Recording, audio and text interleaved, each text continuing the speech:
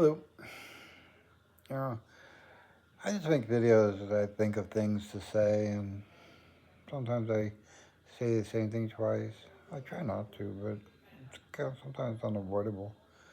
But I like to talk about uh, wage increases. You gotta remember, you're all wage slaves.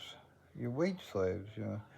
Back in the old day, they didn't give you when they were black slaves in America. I mean, a slave is not necessarily black or white or yellow. A slave is human. Anybody can be a slave. But in America, it was the black slave. That's what was mainly a slave. And back then, they didn't pay slaves. They gave them a crappy place to live, and they ate fresh farm food. All the food was grown on the farm, and with the animals that they raised, they slaughtered, and they got fresh meat and all that stuff. And they didn't do that bad, considering now they get Chick-fil-A and they get a horrible apartment in a stack of 5,000 apartments in one building, and they all live on top of each other, and they wonder why they're killing each other. It's like, I don't know. But the point I'm trying to make this video is, when they see these unions and they fight for higher wages and and just in general, people they had the they just raised the minimum wage in Manhattan to like $20 an hour or something, and on Long Island it's like 17 or something. And that's all good and dandy, but it doesn't last. Because what happens when you get those raises and you raise the minimum wage? You just raise the price of milk, the price of cheese, the price of bread. You raise the rent. You raise the electric bill. You raise the gas bill. You raise the car insurance. You don't get a raise.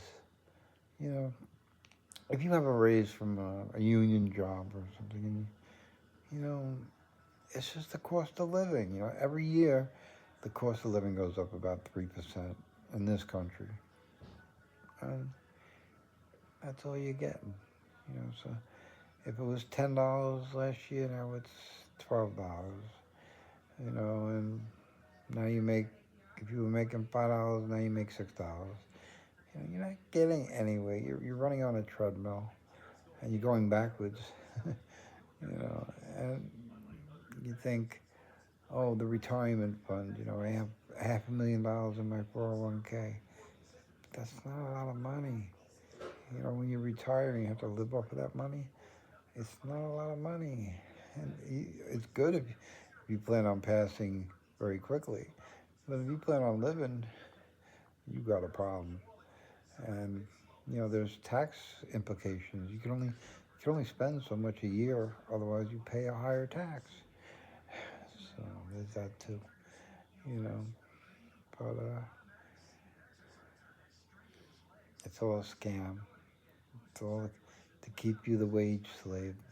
If they paid you too much, you wouldn't go to work on Monday. Job just above broke, just over broke. That's what you are. You're just over broke when you have a job. And they keep you that way. They want to keep you broke.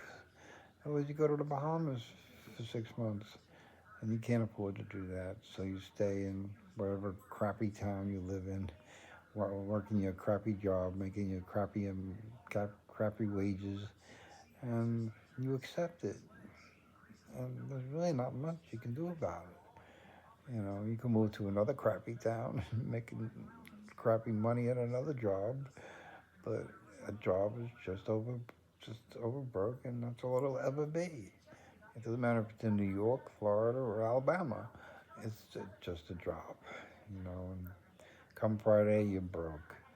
Once you pay your bills, you got a little bit left over, and if you got a 3% raise, you're gonna have a little bit left over. If you get a 6% raise, you're gonna have a little bit left over, and it's never going to change ever. And it's designed that way on purpose to keep you a wage slave. Um, they don't like people like me telling you that. They shut people like me up because I'm dangerous to the system. I'm a cog in the wheel. I'm a stick in the wheel that they don't want to deal with. You know, the one thing the liars don't like is the truth.